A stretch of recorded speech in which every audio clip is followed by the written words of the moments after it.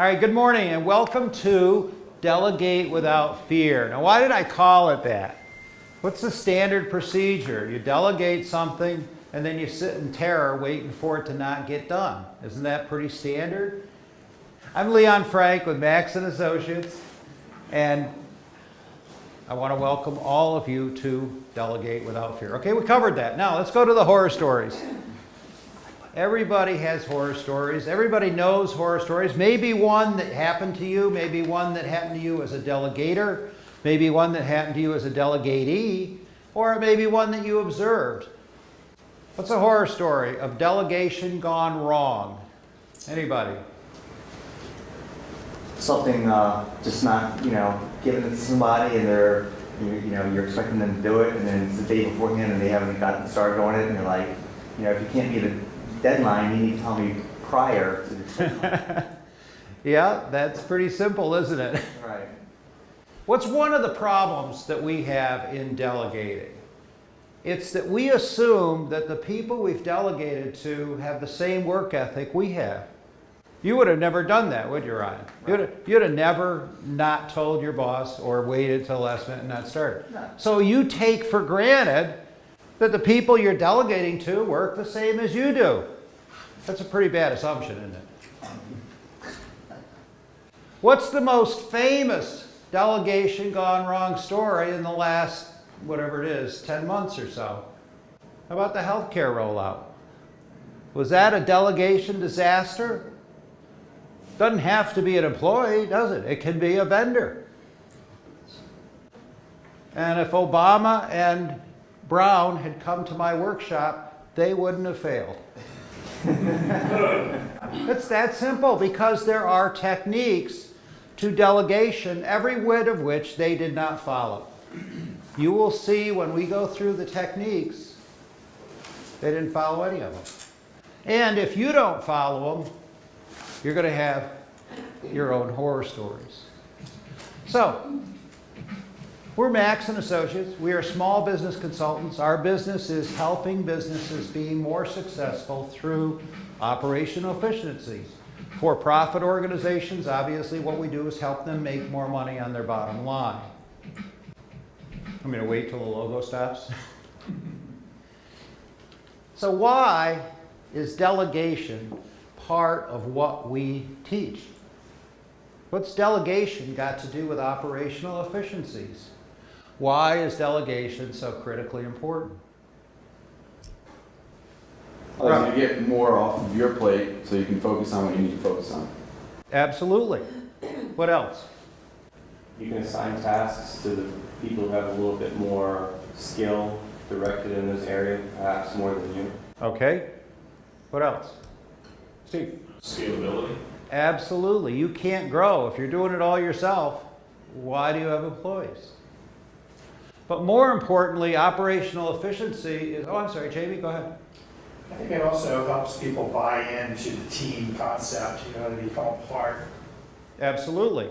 And buy-in is a critical component of delegation and, of course, owning your projects, owning your business. What's reverse delegation? Delegate something and then they mess it up or you don't trust them and then you take it back. Yes? I'll just do it myself. I'll do it myself. I had I don't know if you know this, but I used to travel around the country giving workshops like this. And delegation was always one of the favorite topics. And I was in, I don't know, I have no idea what city I was in. I didn't even know the day I was there. I didn't know what city I was in. But in any event, a woman raised her hand. She said, I have 6 people reporting to me, and they are the most incredible people ever. I have the greatest team on the planet. I said, well, what are you doing here? You should be giving a seminar on how to assemble great teams. She says, I only have one problem. And I said, well, God love you. The rest of us have 1,000. I mean, I can't wait to hear your one problem. And she says, here it is. It's just a simple, small problem. They never finish anything I assign them. I always have to finish it for them. Big. I said, well, who's in charge of your team? She says, I am. I said, well, I don't think so. I said, well, I'll tell you what. If you want lessons in delegation, You are managing 6 of the best delegators in the planet, because 100% of the time that they delegate something to you, it gets done. So they are doing a much better job at delegating than you are, because they're letting you do their job for you. And you are in the position of paying them to watch you do their job for you. Hi, good morning, welcome. That's a great system. I have a colleague who used to put this on his monitor as a reminder, whose job am I doing today? But if you have people working for you, if you have people reporting to you, it's your job to expect them to do their job. If you're going to do it for them, fire them at least, save the company money, and just go ahead and do it. It's a lot easier. But as Steve said, you have no scalability because you have a limited amount of work you can do. You have an unlimited amount of people you can supervise.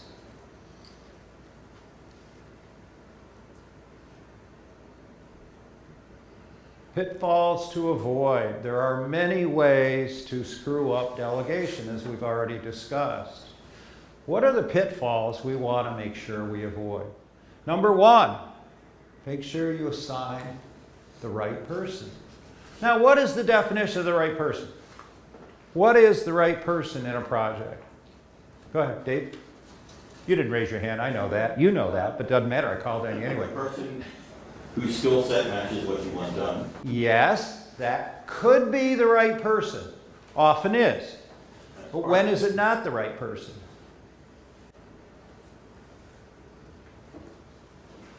That skill set doesn't match their work ethic or... Someone you're trying to move along. Your job is training, is it not? Isn't one of the components of your responsibility to raise them up, to coach them forward, to constantly improve their skills? You might also assign the person that you know can do 3/4 of the job, and you're going to stretch them for the other quarter. Now, what are your responsibilities? Obviously, at that point, it's your responsibility to recognize what training they need, and your responsibility is training. Don't ever lose sight of that. You have an absolute and an ongoing responsibility to provide the training your people need. All employee decisions come down to can they or will they. If it's a can issue, that's your problem. If it's a will issue, they should be working somewhere else. Unclear goals. I think we saw that in the healthcare fiasco. Where are you trying to go? And make sure you are crystal clear in setting the stage. Micromanage. Any of you ever work for a micromanager? Yep. One of the worst experiences in your life, isn't it?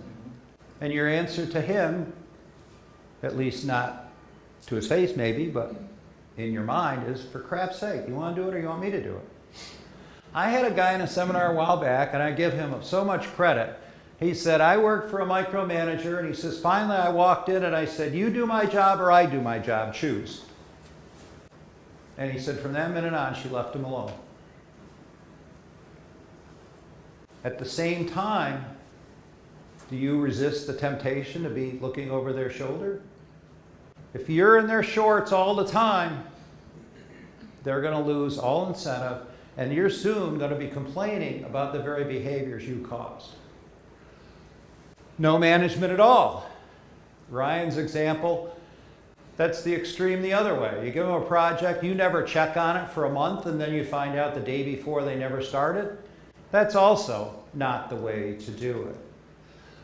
Finishing for them, we just talked about that. If they know that you'll finish it for them, you've set the stage for the rest of the time they work with you. They know up front they'll never have to finish. You'll carry the ball across the goal line for them. Not holding them accountable. Obviously, finishing for them tells them they're not accountable. You'll take care of it for them. And not providing the needed training. As we discussed, it's your job to provide training. So what are my secret steps to effective delegation? What are the steps that if Obama and Brown had followed would have yielded a successful project? Number 1, set clear goals, including the due date in writing. Make sure it's in writing.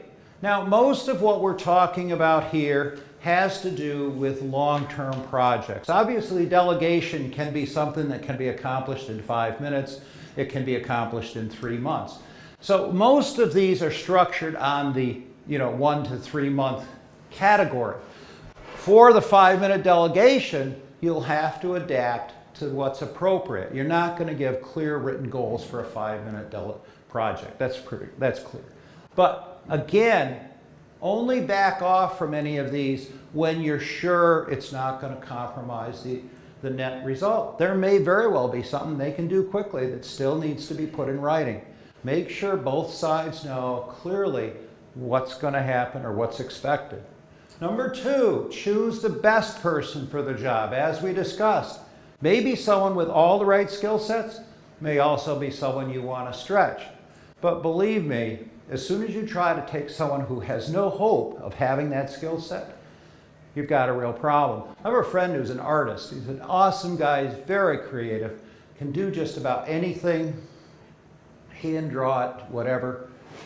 And he got into a job position where they wanted him to do the creative and then manage the printer. This guy can't manage himself. Why in the world he would manage all the printers that they hired? That's hopeless. And he was never going to change. His personality was, he's a creative person. So you can't form everybody into whatever mold you want. You have to be pretty clear about the personality differences, and what's the best person for the job. Now this is the most critical part of the whole thing. Jamie said earlier, they have to have buy-in. This is how you get buy-in. You have them set the milestones. What else do you learn if they set the milestones? How far they came along. No, we're talking about, I'm sorry, good thing you said that. We're talking about before the project starts. They go and write up the milestone chart, which is what? The steps that are going to be taken and the dates that they're going to be accomplished. Or times, if it's going to be over a couple of days. What do we learn when they do that? They come back. Now we have a second meeting. They've got your clear written goals, including the due date. Now they've created the milestones of the steps that are going to happen and the interim dates to reach that due date. What do we learn? Well, if you're on the same page together. If they understood the project, absolutely. What else do we learn? If it's realistic and if it'll actually get done. Absolutely. If they come back and say, I'm going to interview 100 people and they allocate a day, do we have a problem? What else are we going to learn? If we made a good decision by choosing that person. Well, yes, you're absolutely right. And perhaps more to elaborate on what you said, we're going to learn whether or not they understand the project. Did they have the correct steps and what training they need? Or to abandon it entirely, yeah. But that's what you're going to learn. And we haven't moved a paperclip yet. We haven't done anything yet. And we already know exactly how they're going to lay out the project, how they're going to do the project, and we know what pitfalls to look for. Now, you set the reporting frequency and format. As I said earlier, you don't want to wait a month and find out they just started. What's the appropriate reporting frequency? Is it weekly? Is it daily? Is it hourly? I don't care. You are the one that sets it. And then in that report, what do you want? How do you want the report? You want it verbally? You want it by email? You want it in person? You decide. You're in charge. Can I have a question about that? Sure. Like, when you give somebody like a task, it could be simple, like, okay, every Monday before I leave today, you need to go over this with me. So, you've set an expectation. Yep. And I just personally run into this, it's like 3 o'clock.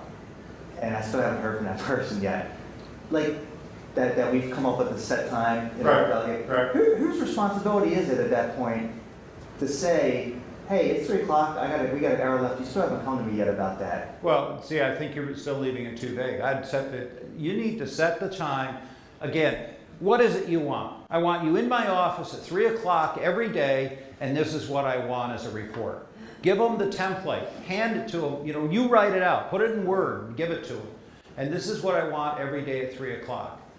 And at 3:10, you say, hey, I need you in my office at 3 o'clock for the 3 o'clock meeting. If you start creating these unknown variables, I'll guarantee you what you're going to hear if you say what you just said. Right. Hey, you know, we've got an hour left. You said, well, yeah, I'm still on my way in your office. Now what are you going to do? You going to argue? Right. Now you're having an argument about something that had nothing to do with what you wanted to achieve. Okay. So the more clear you are, now you know what it is that's expected. And then hold them accountable to exactly what you had said you want done. Clear level of authority. What can they spend? Whom can they draft? What can they do? You want to be crystal clear about what you're authorizing this person to do. Identify weak areas of the skill set. Now, as we said, this is going to happen here at the milestones. When they set the milestones, it's also going to be part of your conversation. What do you feel like you might need some help in doing? Where are you going to need training? Where do you feel like you need more assistance? Set that up. You know ahead of time. It's a conversation you can have. Identify decision points separate from your reporting format, your weekly report, whatever you've set up. There are points where you don't want them to move forward until you have approved what they've done. Do not miss reporting dates, and each person is accountable. When I say each person, who are we talking about? You and them. You and them. The other side of it, Ryan, I'm sorry, I don't mean to be pointing at you, but you're right there, is that you're the one who, when you told them to meet at 3 o'clock and you're out of the office, Sure. you have the same accountability responsibility that they have. And the first time you're not there at 3 o'clock, give it up from then on. We know that, and yet we still do it, don't we? So, let's see how that looks on the ground. What does that look like? It's easy to put the bullet points up there. What does it look like in real terms? Now, I needed a video for my website.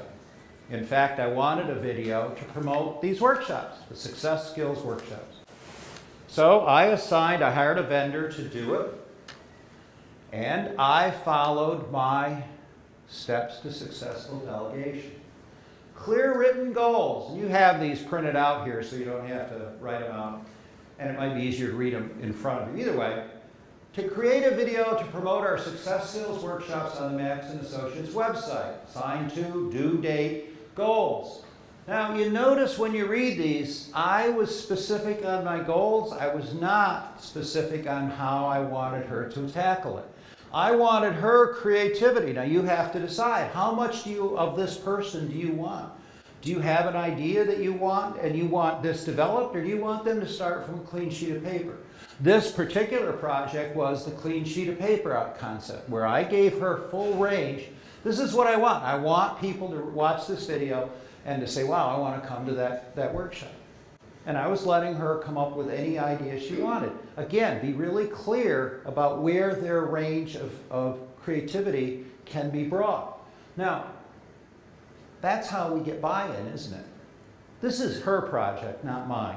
By having them set the milestones, they own the project. And if they don't own the project, you're not going to have a delegation. You've got to have them own the project. It has to be theirs from the start. They write the milestones. So here's the spreadsheet she created to go through. Now, in truth, this is the final draft. There were several before this. When the first time she did it, she did not have draft video, solicit feedback, and make changes. She thought there was going to be one video and it would be over. I've had enough rodeos to know it's probably not going to be over at the first video. So we adapted it. We added in time, rearranged some of the schedule, because I did not want to take a chance on having her hand that to me on August 3rd and say, Eureka, here we are. So this is the opportunity. Remember, we haven't moved a paperclip yet. But we have discussed a layout that, in my opinion, would give us a success. So, you create the reporting frequency and format. This is what I wanted for reporting frequency every Tuesday at 9 a.m. in person in my office.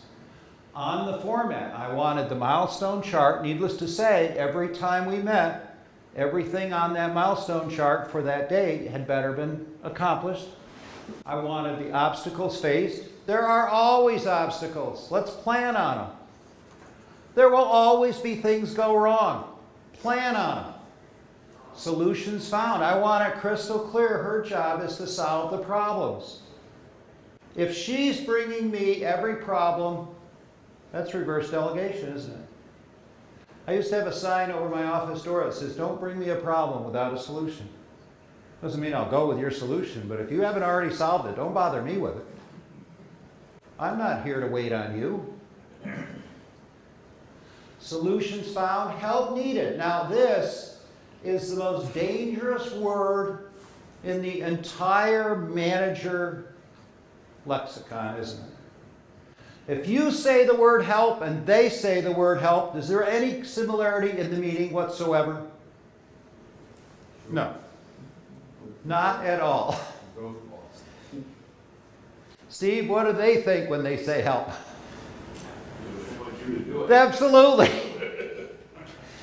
It is one of the most confusing words, 4 bloody letters, and you absolutely will be in trouble as soon as you say, do you need any help? So I hesitate to even put it up here. But the point is, you do need to know, are they struggling at any point? And what do you need to get involved with to help them move forward? Because again, it's your job to provide the training. You may need to provide a mentor. You may need to provide something, some way to move forward.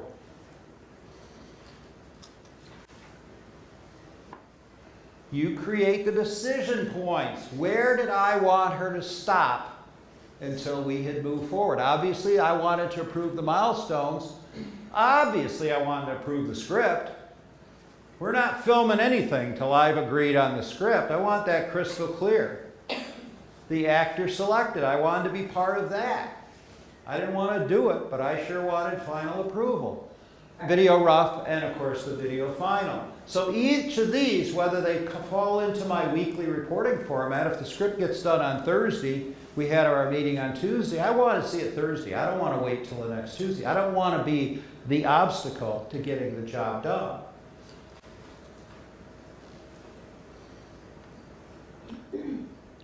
So, we've got our milestones, we've got our reporting format, we've got our frequency, we've got the decision points, we've got everything in place. She comes back with a script. Again, this is the final. This went through several permutations. But once I had approved the script, next step was filming. I approved the actor and everything. We're not going to go through all of that right now. But this is the script, and this is the first filming. Hey, do you know what Tom Brady, Peyton Manning, and Joe Flacco all have in common? Right, they are all top NFL quarterbacks. Now, do you know what else they have in common? Every day they work to hone their already awesome skills. Even though they are top athletes, they constantly train with expert coaches to improve their proficiency. Now here's another question. What do you do to improve your own proficiency? Just like NFL quarterbacks, you are responsible for the success of your team. Do you regularly hone your skills so your business will be more successful? Do you have an expert coach who guides you with best practices? I didn't think so. Well, here's an easy way to improve your skills without taking large amounts of time out of your busy day. The Max Interactive Success Skills Workshops are an awesome way to keep you at the top of your game. These powerful workshops target the specific skills you need to make your company even more successful. And because they are interactive, they are really fun as well as instructional. All you have to do is sign up. Well, you have to show up too. They are only 2 hours, which means you can become a more successful manager and still work the entire day. Register today. You're as important as Tom Brady, aren't you? What do you think? Sorry.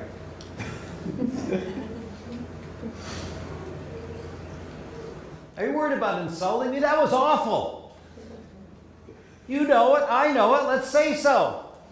Let's not dance around the bush. That was absolutely pathetic. She read the whole thing, she had a monotone, and there absolutely missed every inflection. Wasn't sure if that was on your website or not.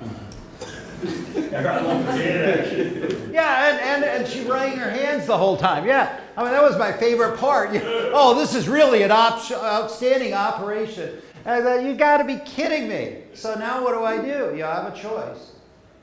Do I want to stay with this chick? Switch? That is not acceptable. That wasn't going to go on the website. That was awful. So what we decided to do is to be very clear. I wrote up all the things, the hand-wringing, the monotone, the fact that she was clearly reading it off the teleprompter, and gave her the option of redoing it, or we'd dump her and go to someone else. She chose to redo it. So here's version 2. Hey, do you know what Tom Brady, Peyton Manning, and Joe Flacco all have in common? Right, they're all top NFL quarterbacks. Now, do you know what else they have in common? Every day, they work to hone their already awesome skills. Even though they are top athletes, they constantly train with expert coaches to improve their proficiency. Now, here's another question. What do you do to improve your own proficiency? Just like NFL quarterbacks, you are responsible for the success of your team. Do you regularly hone your skills so your business will be more successful? Do you have an expert coach who guides you with best practices? I didn't think so. Well, here's an easy way to improve your skills without taking large amounts of time out of your busy day. The Max Interactive Success Skills Workshops are an awesome way to keep you at the top of your game. These powerful workshops target the specific skills you need to make your company even more successful. And because they are interactive, they are really fun as well as instructional. All you have to do is sign up. Well, you have to show up too. They are only 2 hours, which means you can become a more successful manager and still work the entire day. Register today. You're as important as Tom Brady, aren't you? She did a much better job. It was clear that she got over the reading it. She practiced it rather than do it for the first time, and she stopped wringing her hands. So anyway, the project was complete, and we posted it to the website, and we did it on time because I had built the extra time in, knowing that the first one wasn't going to be right. And if it was, we're fine.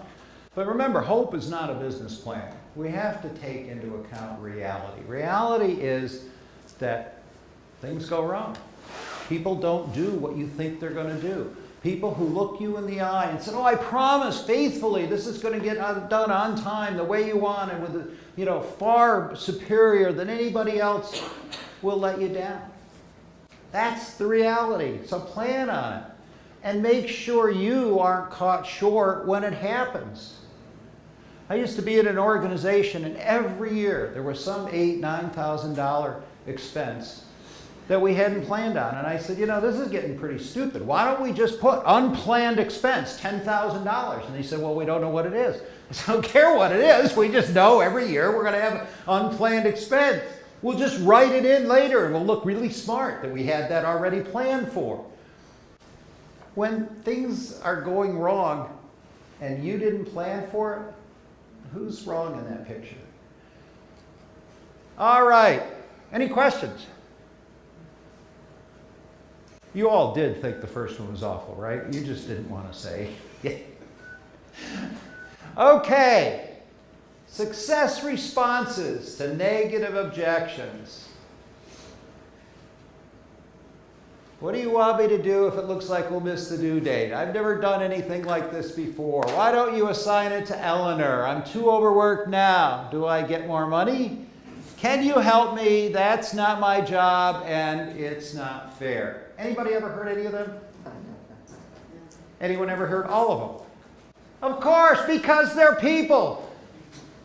I told you, I traveled all over the country Every room I'd have 30, 40 people, and they would come from all walks of life. They would be, nonprofits, churches, the Humane Society, businesses, large companies, small companies, and every person in the room thought they had unique personal problems. They had the most difficult employee on the planet. And then I'd put this up here and say, anybody hear of them? Oh, every hand went up. It doesn't matter. People are people. Doesn't matter what state you're in. Doesn't matter what business you're in. Doesn't matter who you're supervising. This is who you're supervising. So since you've all heard them before, you know how to answer them, don't you? Okay. What we're going to do is to divide into teams. We're going to divide into 3 teams. Does anybody not know how to count off in threes? Anybody not have a military background? Count off in threes. Jamie. 1, 2, 3. 1, 2, 3. 1, 2, 3. 1, 2, 3, 1. 1's here, 2's here, 3's here. Pick it up, move it.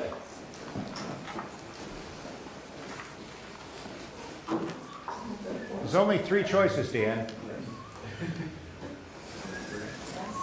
All right.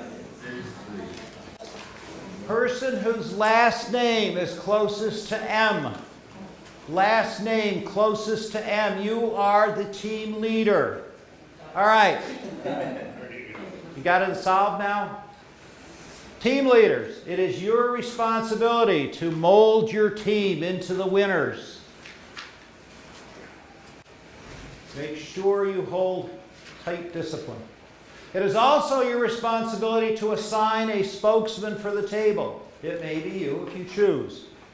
What we are going to do is you are going to go through each of these 8 responses and come up with the best answer from a management standpoint. Remember, we're looking at success strategies, how to diffuse the situation, how to create buy-in on the part of the employee or the person you're delegating to, and most importantly, have them enthusiastically implement the project you just assigned them.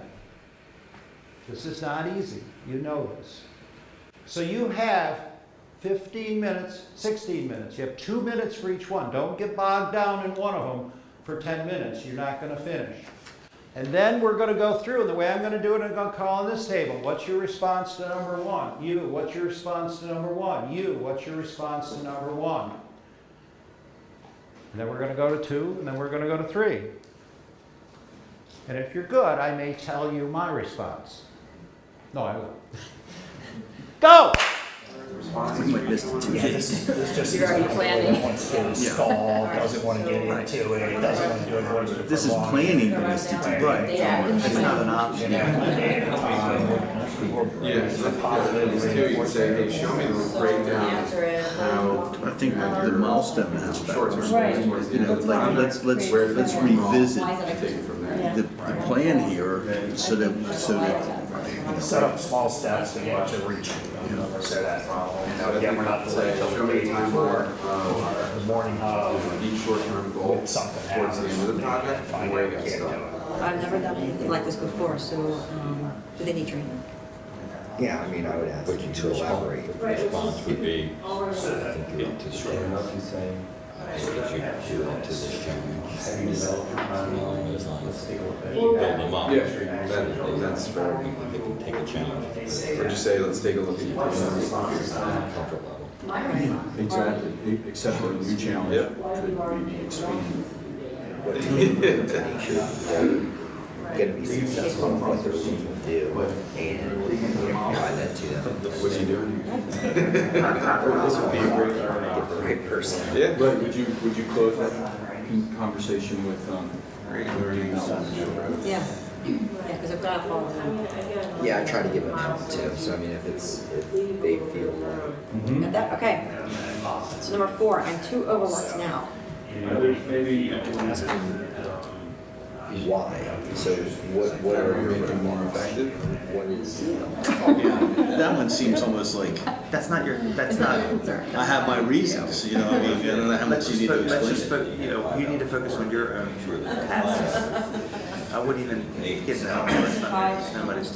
You shouldn't be forced into explaining that, although you could give it a Do I get more money? Well, it's a nice situation because what if it's something that Eleanor really does, so then say, why don't you assign it to Eleanor, I think you need to tell them why. to handle anything. Right. You know that old adage. Yep. Everyone is replaceable, and not that we need to replace, but we need others to be able to do in case something cross train. I'll give you a chance to increase your value. Is there, what are the priorities? Are you What are the managing- priorities? Well, Can I take off? Are you managing, well, maybe you're not managing this time. Uncover why he's saying that, and then be able to deal with the specifics. Ellen went to I'll try to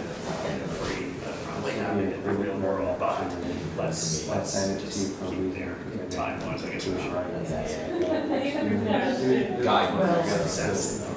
Yeah, there's. And that would kind of make the first one. Well, it's handy for when the kids lose the, does he have more metal casing to it? And then also like the pebble is a decent choice too. Do you use the That's response to fantastic. There's a part on here, fantastic. the Nike one? Well, if you're already doing the Nike stuff, you gotta look into their armband instead. It's probably the toughest one for me as far as I know.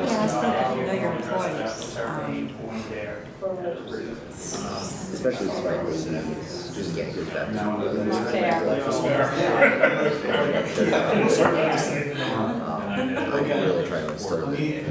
Fair or something you want to do or not do. Good job. Really good work. And so a lot of times. Jesus could agree, but that doesn't change anything. Typically lower on the total score. And so I try to build them up because And I don't really know if it's, can you do this for the team, but it's because you don't want to make it, I don't think it's deep. I think that sounds kind of forced a little bit. Well, when someone comes in and says it's not fair. Well, no, right, but that's. If somebody says to you, and they're assigned to start something, project manager. You know. What did you say? That's not fair. It's not about being fair or not being fair. It's Getting the job done. It's about It's a company, a business, and we're looking at you to get us over this hump. It's something that needs to be done. The HR perspective. Yeah. Is it possible to make it not so cold in here? I have no idea, but I will ask I see a lot someone of that, who hopefully has an idea. Oh, I think that you're having anything then. Project. Really, I'm fine. You're wearing a jacket. It's just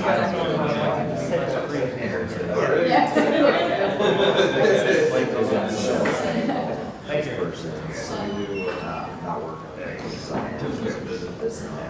She's taking care of More on the her. application She's side, or where? reminding her that she would be happy. What type of recommendations? She felt that it was. No, I don't call something. So I'm just gonna go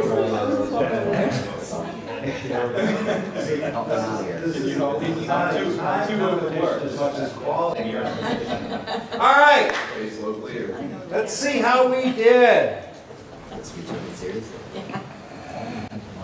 Team, who are you? One? Team one, who's your spokesman?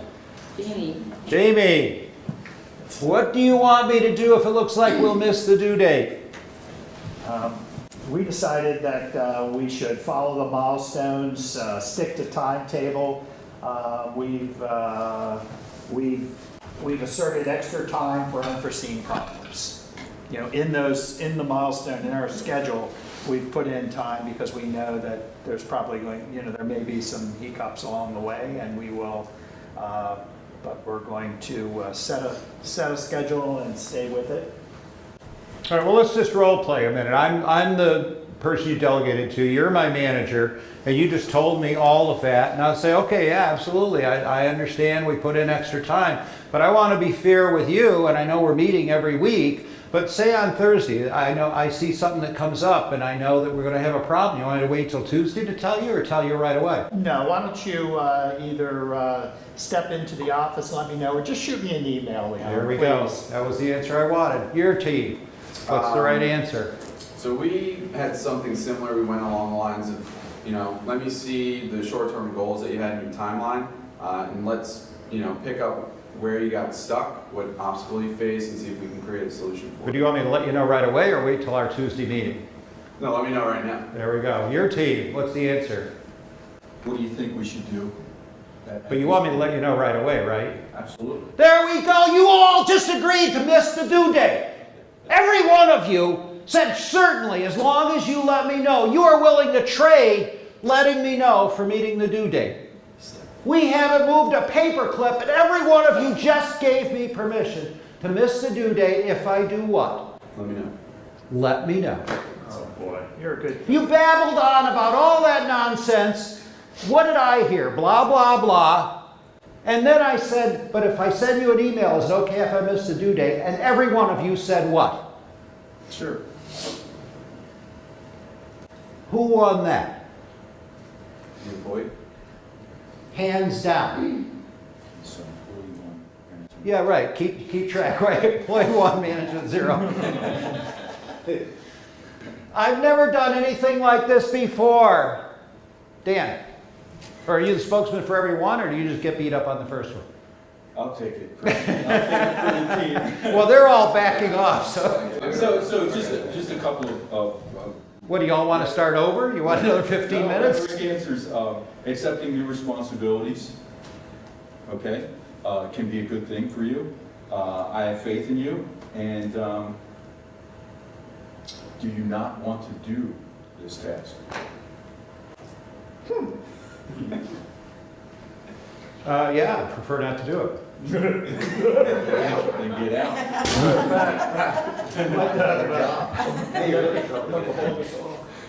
I'm speechless. Go ahead. Hire slowly. You're right, fire quickly, right? Your team. This will be a great learning opportunity for you. Your team. Positive reinforcement.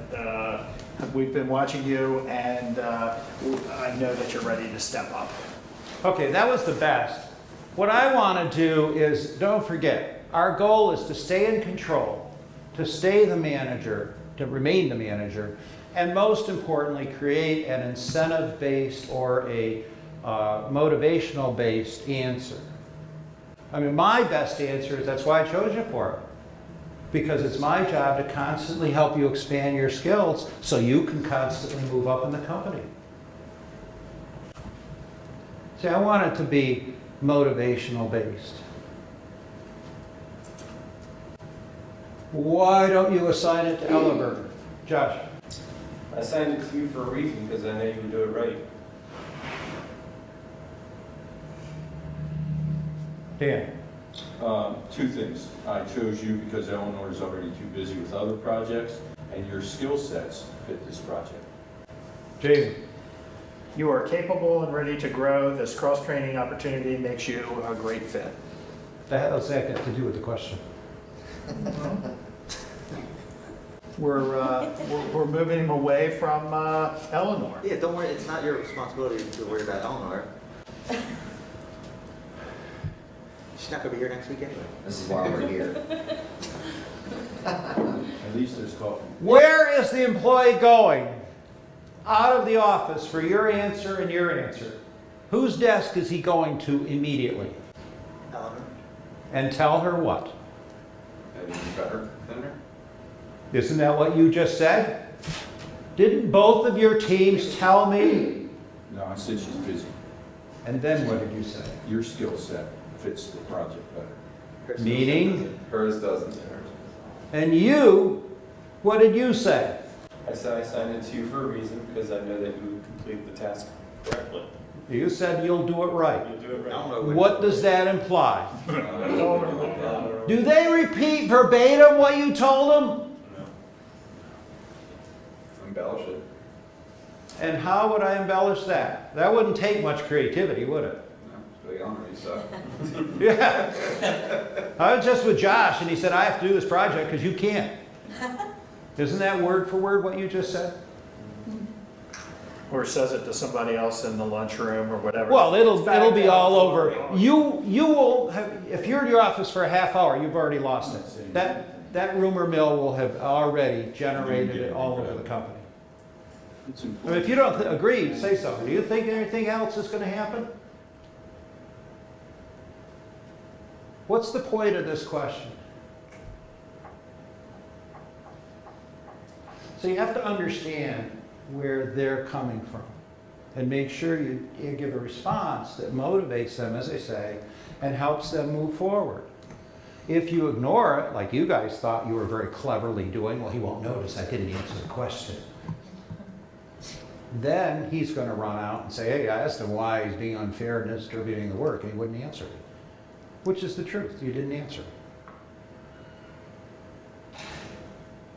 What's the basis of a question like this? Them feeling it's unfair that you're overloading them with work. They saw Eleanor on Facebook, didn't they? They saw Eleanor talking to her boyfriend or whatever. So the best answer to this is, look, it's my job to allocate projects evenly and to stretch everybody, higher than their skill set. And I do that. It may not always be perfectly even, but I'm assigning this to you because I've chosen you, because it matches your goals, it matches the goals we have for the team right now. And believe me, I know what Eleanor has assigned to her, and I keep her busy too. That's my job, to allocate the jobs, and I do it well. Do it positively and move forward together. But you can't ignore the question. I'm too overworked now. Jamie. No. Yeah, you want to get handed off? That's why we've signed you up for Leon Frank's time That's management. No, that wasn't it. Right.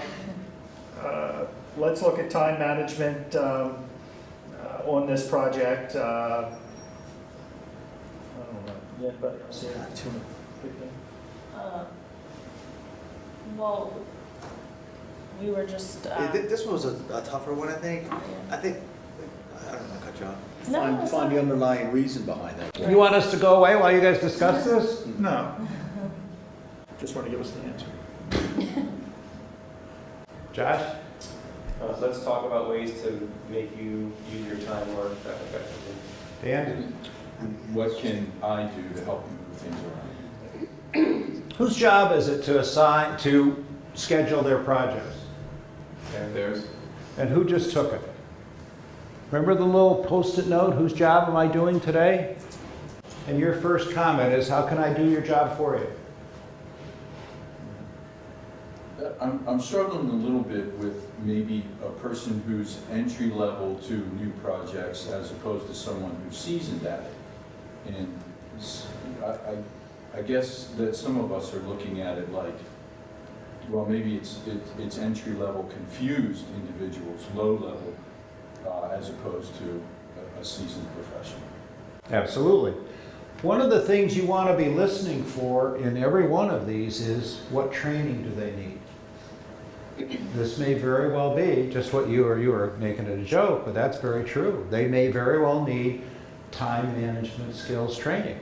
Most people do not know how to juggle multiple projects with multiple priorities and multiple deadlines. That's just not a skill anybody learns. Plan on it. It's going to be one of the things you need to teach your people, absolutely.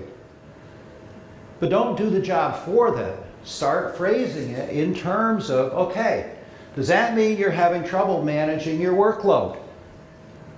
Then let's talk about skills to manage your workload. Bring me how you manage your workload now. What are they going to bring you? Yeah. So there's where you need to start. But the answer is not doing it for them. The answer is teaching them to manage multiple projects with multiple priorities. And most people don't do it. They do it with what's the state of the art, Post-it notes. That's not a good system. And you, as the manager, before this happens, should already know how they're managing their workload. You should already know, because that should be part of your ongoing training. You don't need to wait for a crisis to teach that. Assume it up front. They don't know how to do it. I'll tell you right now. I don't even know who your people are. I'll tell you right now. They don't know how to manage multiple jobs with multiple priorities, with multiple deadlines. So that's your job. Create a workflow management system, whatever you choose to do. Do I get more money, Dan? Oh, you're gonna love this. I've loved every one. Performance is directly related to your compensation. Whatever that means. Josh? I kind of changed it. I formed it a little bit differently. But I pay for results. Results comes from experience. Jamie? Where is it here? This project will bode well in your yearly review. So,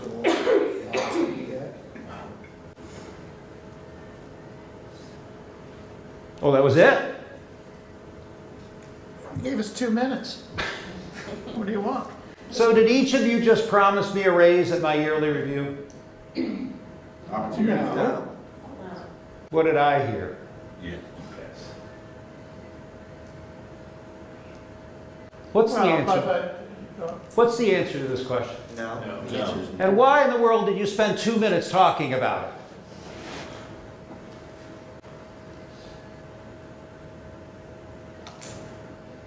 So what happens after? Well, okay, let's The answer to the question is no.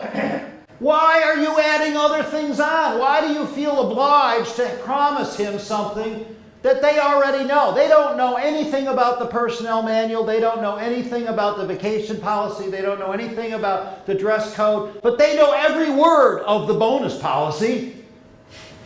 You certainly don't need to explain that to them. And why in the world? Are you going to promise something for their review in every different project you assign them? How's that going to work out in review time? Because they're going to show up with a list, aren't they? Remember that What's going to project? happen in the lunchroom? What do You you know, you mean? talk about how that moves through the company. I was assigned another, they piled on another something, and there's no more money for it. I'm already snowed. Yeah, obviously there's a So point. I would think more Right. than just a no has to Right. be. You're right. And at this point, we have to understand the personality. So we Sure. could come up with 400 Yeah. answers for, 399 personalities. But if you've got someone who is unhappy with their money, you need to know that before you get to this. There has to be, if you have not created a dynamic where, yes, they have piled on more work, and that's part of our job description, you already have a problem before you got to this project. You have got to create that positive expectation that the reason they are getting that paycheck every week is to do something. But don't get confused on some of these questions and get caught answering a question that didn't get asked. Can you help me? 2 things. You would discuss these at the milestone points. You may drop in, can I offer you some guidance when they're looking for help? Let's work on this, let's work on a solution. To what? Let's work together on a solution. To what? On your problem. There was a problem. What's the problem? So I take it the answer is yes. Yes. In our milestone reviews, we'll address this, but mainly if you need help, if you run into a wall, you shoot me an email. Oh, there we go. You guys talk a lot, but in the end, I win. Oh, well, no, that's. Because the answer you gave was what? Yes. Yes. As soon as I don't feel like carrying the ball any further down the field, what do? Send an email. Shoot you an email. Yeah. You have laid out my terms crystal clear. So do we say to these people, no, you can handle this? Is that proper? Remember we talked earlier about the definition of the word help. Right. you need to define it. Here is this wonderful opportunity to define help. And here's where you want to define that word so that it is crystal clear. Absolutely, it is my job to make sure you have the training you need. But let me be crystal clear, it's your job to get this job done. I'm not going to do it for you, and I'm not going to assign people to do it for you. But if there are places where you need more training, if there are places where you're not sure of yourself, then yes, you tell me now, and I'll make sure you have the training you need. Define the word, because we all just agreed that there's a difference in who hears the word and what it means to them. All right, everybody's favorite. That's not my job. Jamie, you want to start? Oh, no. Yeah, I know. That's not my job. Why? Opportunity taking, taking this opportunity brings more responsibility to your, I don't know. We were getting kind of low there. Anybody? I would say this is what's needed right now for the business. This is what is needed for the business to grow. Josh? We work as a team here. It's jobs. Dan? You guys renegotiating over there? We're just having a little humorous discussion. It's everyone's job to help the company grow. So if it's not your job, how so? Can you offer me clarity on that? Oh boy, I'll offer you clarity in a heartbeat. And now what do you want to do? I don't know, you can stand on the other side of the door. You can't fire everybody over every comment. I'm being sarcastic. You don't need a delegation job at the end of this because you're the only one there. If you're the manager in the room, you do have a level of authority where you can.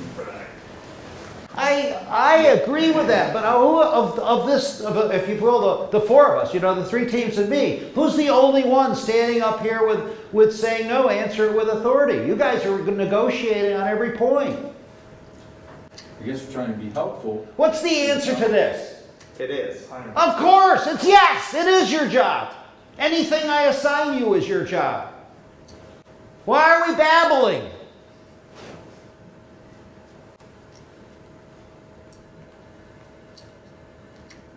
And if they aren't happy with that, say, well, bring me your agreement. It is your job. This is what falls under other. Everything I assign you is your job, and you need to have that conversation at some point with every employee. You do not want to fight this battle every bloody time. It should be crystal clear. If I assign it to you, it's your job. There is no more discussion. That's it. It's simple. Now, again, I know you're saying, well, he's too harsh. But sometimes it has to be simple. As soon as you open the door, that's all the stuff you hate about managing people, because everything is forever being renegotiated. And you guys, I hope I've shown you, in every one of your answers, open that, not even open that door, you pour gasoline on the fire. And what you're all thinking right now, it's not fair. Life's not fair, deal with it. I had a seminar once, and a woman said, I would just say, do you want cheese with that wine?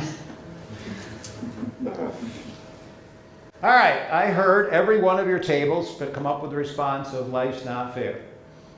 Let's pass over that and come up with some realistic responses. Josh, you want to take it first? A realistic response to that's not fair? I already wiped out the one response you had, didn't I? We were going to say, what would you say is not fair about it, but that goes back into opening the conversation. So I would say it is fair.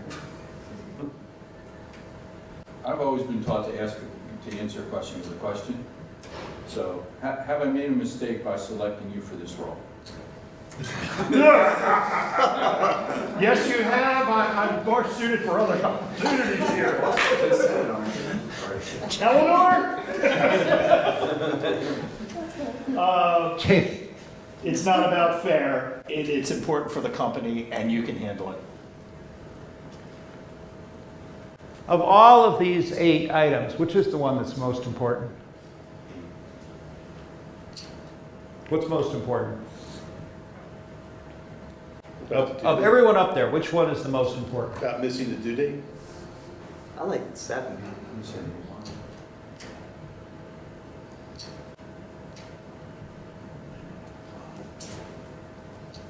Can you help me? Is this what you actually think, or do you figure since I haven't said anything, I'll just pick another number? That's not my job, is the one that I don't know, I'm thinking I hear, or people thinking more in their heads, and that's my answer. This is the most important one up here, guys. This is the most critical. The others are very important, don't get me wrong. Every one of them can lead to disastrous consequences. Not handled right, having a problem that they feel hasn't been resolved. A resentful employee is a very dangerous thing to have in your midst. And the most resentful of all will be what? Someone who thinks you're not fair. Now, fairness is something we all expect. You expect it. They expect it. And if someone thinks it isn't fair, this is a real signal for you. Now, actually, your first answer was the one I agreed with. You need to have this conversation. Why? What's not fair? I need to know that. Now, this, again, just like health, you don't know what they think isn't fair. Don't start answering this question until you know what it is that they think isn't fair. Because I guarantee you, the only thing I guarantee you on this is whatever you think isn't it. But you do not want someone leaving your office thinking that you are not fair, A. B, that you don't care that they think it's not fair. Those are disastrous situations that you can't let grow. So make sure you deal with this. Now, how likely is it? The reason you're all feeling resistant to this, the reason you're not willing really or eager to open this door is what? Because you know you're not going to agree with them, are you? It's very unlikely that whatever they say is going to be something you agree with. They have a whole different perspective. They think of themselves first. But it's still something you have to deal with. You need to know what it is that they think is not fair. You need to know. There is a possibility they know something you don't know. You need to know that. They do know things. Well, there's no possibility. It's guaranteed they know things you don't know. But whatever their issue is, may be something. They may be right. Don't discount that possibility. They may very well be right. So the first thing you do is almost word for word what Josh said. What's not fair?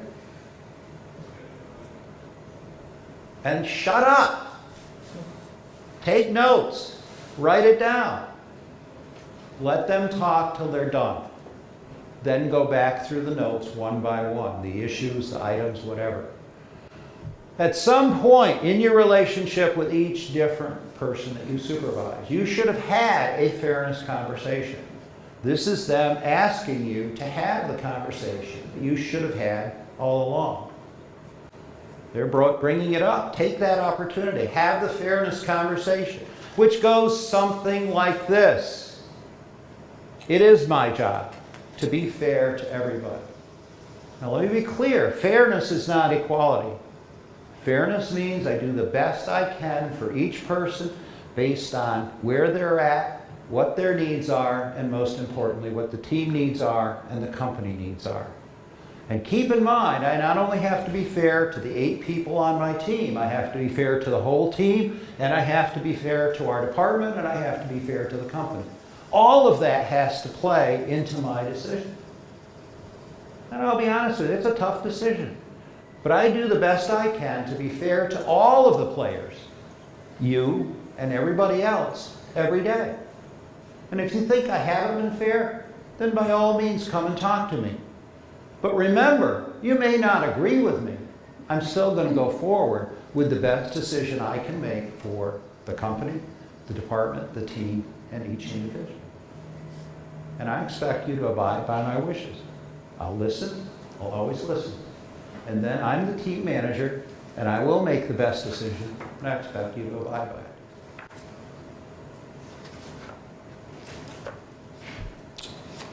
Questions, comments, thoughts? The final score is employees 8, management 0.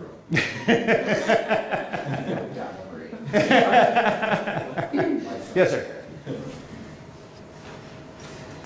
I kept thinking about how do you create the environment where people are anxious to be assigned a project to shine, and that there isn't hesitation to take it, that there's an environment where people don't want that opportunity. You know, that idea of I'll get it done regardless. I'll work harder, I'll work longer. I mean, I keep hearing this in the journal, in the news, you know. I just heard yesterday, the average American worker has 14 days off a year and is taking 10 and leaving 4 for fear of decisions are going to be made without them, and they're not going to be looked at as, you know, a productive, needed individual in their company. So where is that guy that's clawing, you know, his way up the ladder, that attitude versus this, it's not fair, that's not my job, I'm swamped already. So is that still possible within to create teams, companies? Oh, absolutely, absolutely. I'm sorry, are you done? Let me give you a couple answers, and then we can open it for discussion as well. I'm going to give you one answer that I've always thought was really very simple. And it's a true story. It was a guy who owned a couple of businesses, and he was having his Christmas party, and one of his employees brought her boyfriend, and the boyfriend had just gotten an MBA, and so he was full of himself and full of all this business wisdom that he had. So the kid came up to the owner of the business, and he said, you know, I can't help but observe that all of your employees are happy. And he said, yeah, they are. Why do you think that is? And the new MBA says, oh, because you treat them well. He says, you're absolutely right. That's half of it. What do you think the other half is? The kid stumbled around and finally says, I don't know, sir. He says, I fired the unhappy ones. You know, sometimes it's that simple. And Dan kept coming up against this. You're right. I mean, if someone is truly resistant to doing the work that you need them to do, they need to work somewhere else. And I mean this only half facetiously. Write them a glowing letter of reference and send them to your competitor. That's like a win-win.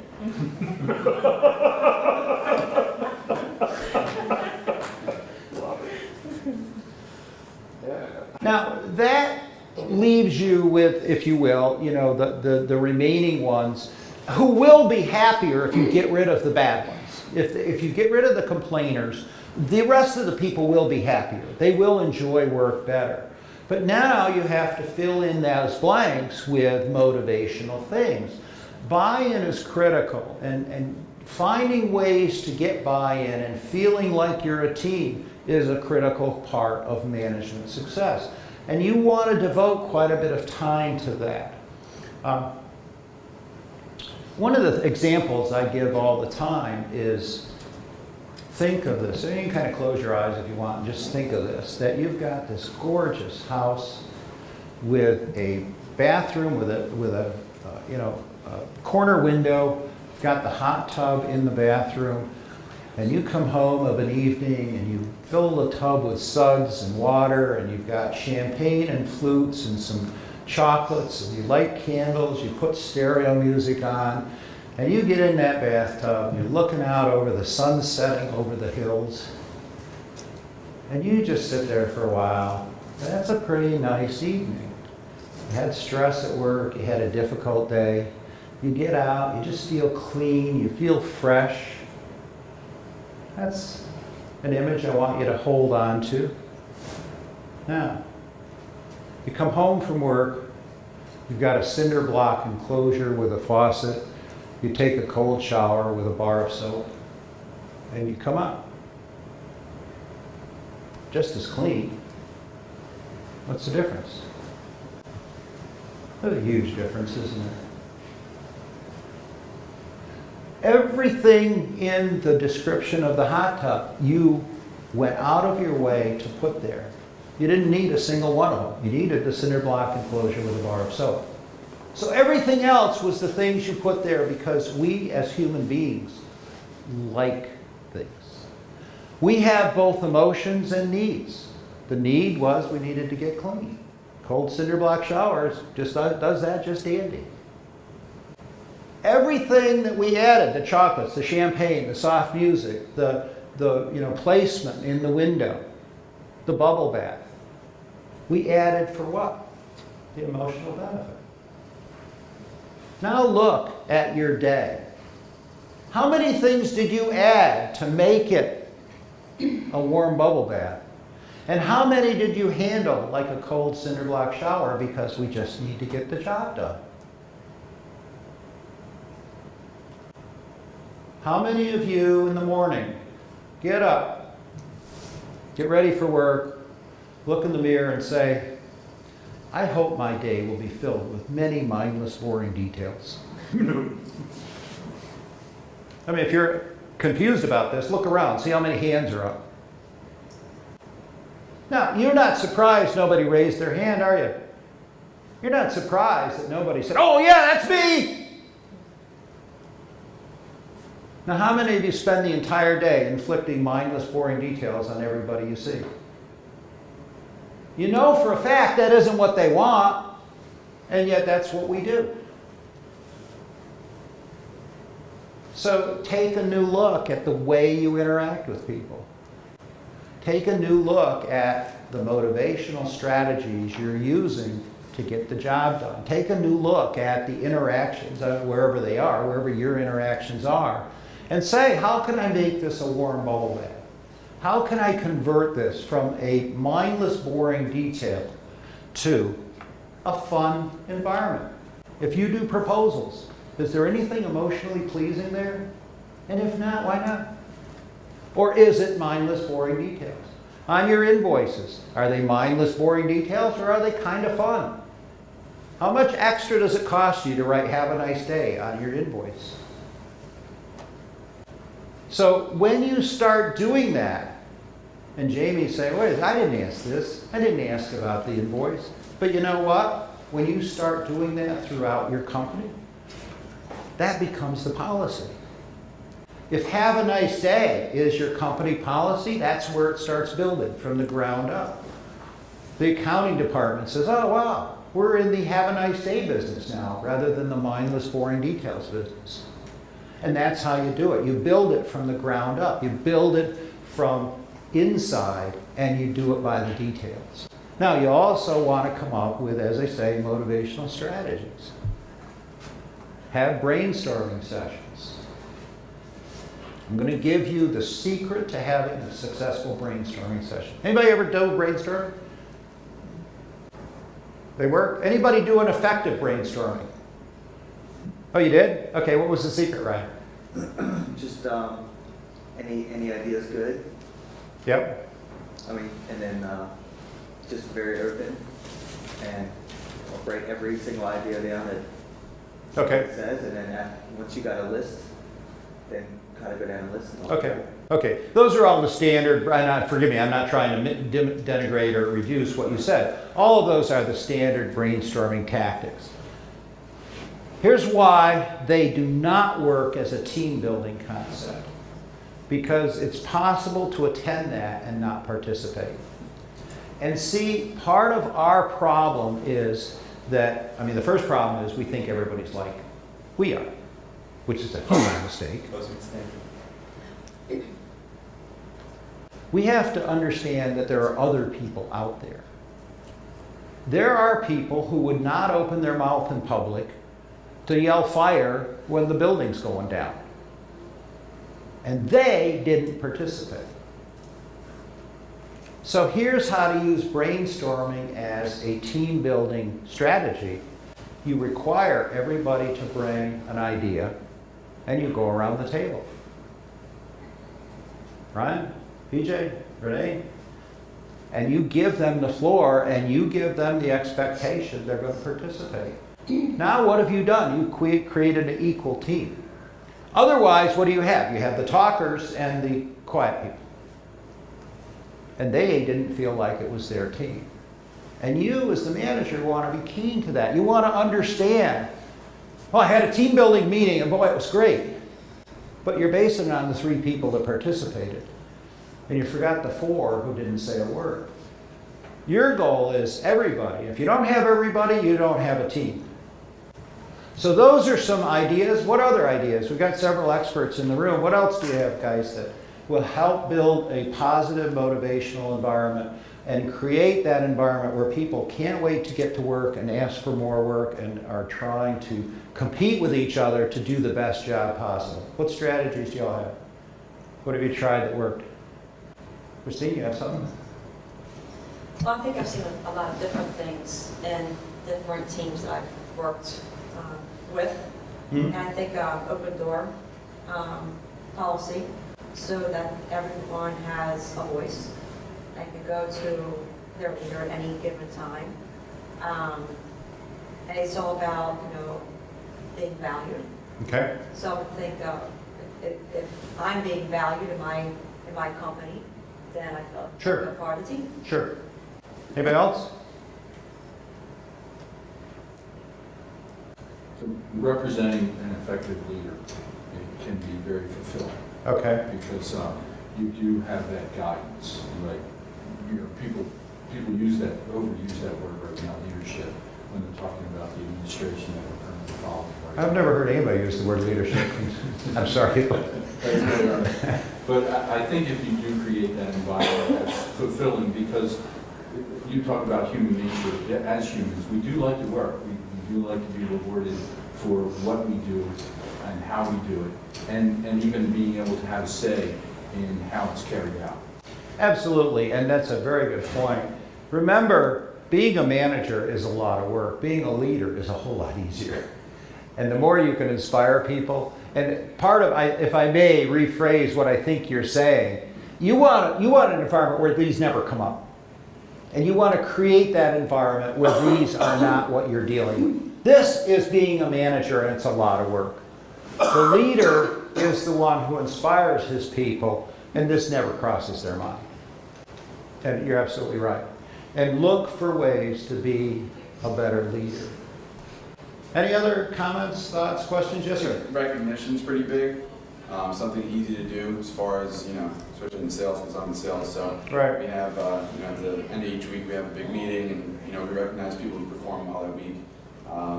So that's a way to motivate as well. Yeah, Dan said earlier about a adage, hire slowly, fire quickly. One of the others that I think is really critical is praise in public, criticize in private. And that's kind of where you're going. I mean, it takes in what I'm doing is taking in the whole spectrum of being a manager, but it's a very good point. What else? I mean, not on this topic, any other topic, anything we covered? Anybody have a question or comment about? Yes, ma'am. I think that we really try in our business to offer our employees incentives and different motivating factors for them to perform. Mm-hmm.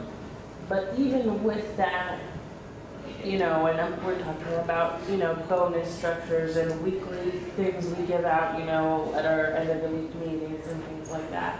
But even with all that, it just doesn't seem to motivate them. It doesn't seem to push them in a way. I don't understand. Well, I have a secret system or solution to you that I would tell you how to solve that. Ask them. We have. And what was the answer? But that's the problem. Yeah. It goes back to them not participating. Okay. We'll sit in a meeting and we've asked, Right. if this isn't what you guys want, let us Right, know. right. We can do this. We could We should go the other way. The way I talked about brainstorming, say, okay, we're gonna have a brainstorming for our new incentive program, and each of you bring an idea, and then go around. Right. Don't do it negative, do it positive. Okay. Great. Any other comments, thoughts, questions? Okay, by coincidence, our next workshop is on September 25th, and it is about leadership. Anybody know who Nelson Mandela is? He's up there. He was, in my opinion, one of the best leaders in history. He had an absolutely incredible ability to do all the things we were just talking about. What we're going to do is watch an 8-minute clip from the movie Invictus. It's the movie theater movie. You can go get it off Netflix. There's an 8-minute clip in it. And we're going to learn to be better leaders by watching it. Now, I'll tell you what you're all thinking. You're saying, oh, give me a break. He was president of a country, for heaven's sakes. I run a small department. What could I learn from the president of a country? In this 8-minute clip, he has his staff working to undermine him. He has his supporters vote to completely derail his entire strategy. And he, of course, has half the country trying to get him out of office. Any of that sound familiar? Yeah. He dealt with the same problems. His chief of staff, in this 8-minute clip, does not stop telling him how wrong he is. Question is, how does he handle it? Now, just to understand what Nelson Mandela did, he took over. He was the first, as you know, black president of a white apartheid society. And it was his goal to unite the two, to make a united South Africa. Most of his black supporters said, it's our turn, now we can get revenge on them. And he said, no, if we do that, we will never end it. And his goal was to motivate the black supporters to be friends with the same whites that had thrown them out of their houses, had locked them up, and to motivate the whites to be friends with the blacks, the same people they had thrown out of their houses. That's quite a project. You think you're dealing with strife in your workplace? Take that on for size. And in this 8-minute clip, you're going to see how he deals with every one of those challenges. And we're going to do the same thing. We're going to divide into teams, and you're going to make a list of all of the leadership strategies that he used that you can use today. You can use going away. Every one of them is effective for you. How he answers questions is an awesome demonstration of leadership ability. This is a very powerful piece, and it's a very powerful workshop. So put this on your calendar. Join us on September 25th. It's called Learning from Other Leaders. And all of the things we've talked about, you will see executed beautifully here. And he's taking not a group of medium people, a group of angry people, and turning them around. He does a beautiful job of it. So what did we learn today? I know several of you are asking this yourself, that same question. Number one, delegation is your job. It's your job to successfully delegate to the people you supervise. Number two, hope is not a business plan. Hope is wonderful. Execution is how it all works. Expect negative objections. Be prepared with success responses. In my opinion, any manager should never be caught unaware. There should never be a time when someone says something you don't have a response to. They're all predictable. Every one of them can be predicted. And you need to have in your mind a formula for that's how I respond to it.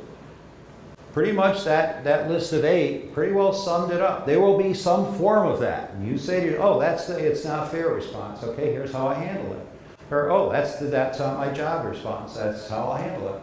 You need to know how to handle things ahead of time. Don't get caught short. The best time to think of the response isn't 2 a.m. the next morning. It's a little late then. Everybody ever try that? Call a guy back in and say, oh, you know when you said that, this is what I should have said. Kind of loses the timing, doesn't it? Management is not one size fits all. You must understand different people need different levels and different types of management. As we said, we have to take into account different personalities. We have to understand different personalities. Let me give you a quick example. As you know, I'm pretty outgoing. And of course, the easiest thing in the world is to manage yourself. If you treat everybody like I'd be treated, boy, that's easy. I'm going to spend 1 minute thinking about that. So let's just say I was managing a software company. Let's just say I had programmers working for me. These, as I'm sure you know, are an entirely different species of human beings. They evolved on a different track. They came through an entire different porthole, and they and we do not speak together. Let's just say I had a director of development who wrote this incredible program, and I am just blown away. Unlike any other programmer in history, he finished on time and on budget, which is unheard of, and he did what we asked him to do. And I want to reward him. Recognition, Rouse. Oh yeah, recognition, absolutely. I believe in that, so I do what I would like. So I say, hey, George, come with me. And I take him in the break room. All the employees are standing there, and I say, George, just finished this project. What's our response, team? And everybody's yelling and screaming and jumping up and down. Yay, George, great, wonderful job, George. And then I say, George, take the microphone. Tell them how you did this. Take 10 or 15 minutes. And I go sit down and leave George standing there in front of everybody. And then I say, good job, George. And I want everybody on this team to show George that we love him. So from here to next week, every time you go by George's cubicle, you go in, pat him on the back, give him a hug, and say, good job, George. What did George tell his wife that night? I quit. If I treated him like I wanted to be treated, I'd have said, I don't think everybody's here yet. What do you mean 10 minutes? Give me that microphone. You can't treat people the way we want to be treated. We have to treat them the way they want to be treated. You know the old golden rule, do unto others as you would have them do unto yourself, or do have them, whatever, you know what it is. That isn't very effective in business. A much better rule is do unto others as they wish to be done unto. Understand where they are coming from. If you don't have buy-in, you won't have a successful project. And this is one of the decisions you need to make.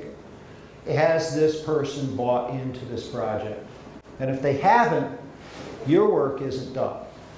Don't wait till the end to find out it failed. It's going to fail, I'll tell you right now. It's not a secret. Choose to be a successful manager. And really, life is that simple. You make that decision. Am I going to be a successful manager? Okay. Then you need to do the work that it takes to do that.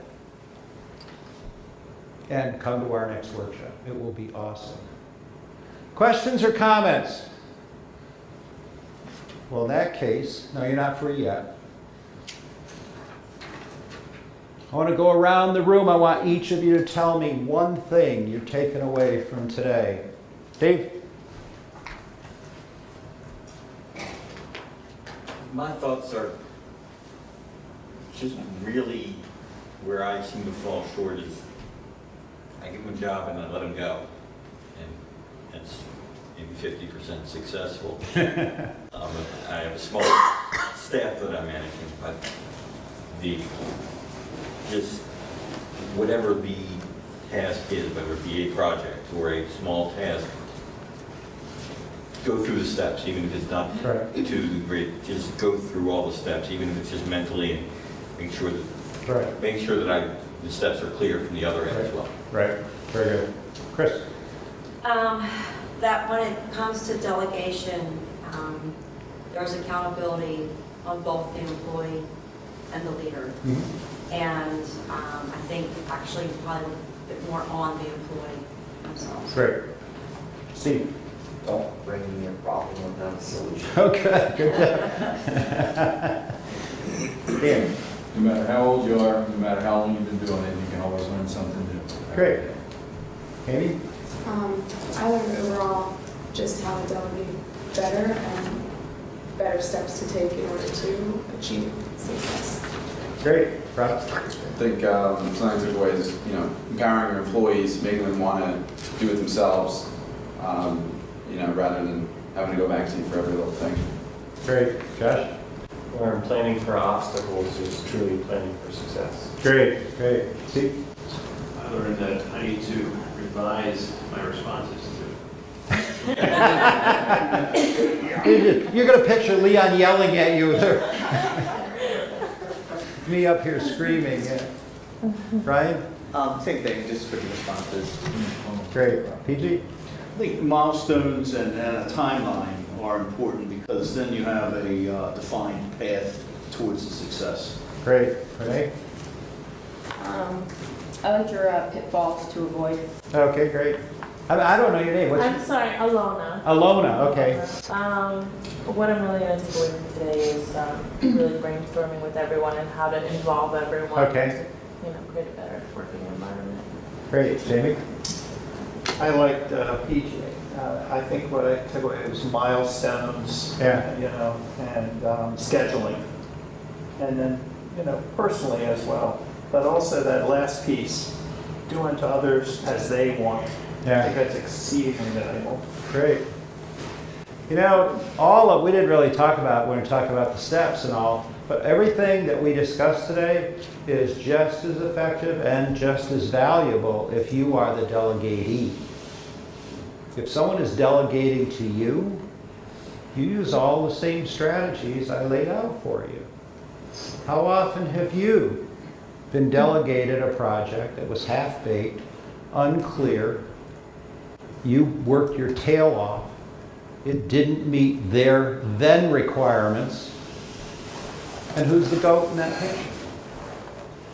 So if you are being delegated to do everything I just showed you, you can write all that if you're the delegatee. You can write out, as I understand the goals of this project are da-da-da-da-da. Here's what I suggest as the milestones. Here's what I suggest as the reporting format. Nothing's stopping you from doing that if you're the person doing the project, use all the same strategies. And then you've got it in writing what the definition of the project was. You met all the milestones. It really limits the ability to put the burden back on you. Doesn't mean it won't happen, but it certainly has given you a different dynamic. All right, I have a couple things I would like you to do. This is a survey. I would like to hear from you, not in public, so you can go ahead and be candid with me if you pass those around. And then also, Jackie, do we need the video release, or the fact that they all agreed on film is good enough? I didn't technically hear them agree on film, so. I have everyone raise their hand if they agree. Oh, is that good enough, Jackie? Is everyone in agreement that we can use bits of this for his website? Yes. Okay. Good. That's really the way. I've got you on camera now. Okay, great, thanks. Take the easiest way. We'll always take the easiest strategy. You all were awesome. Thank you so much. Have a great day.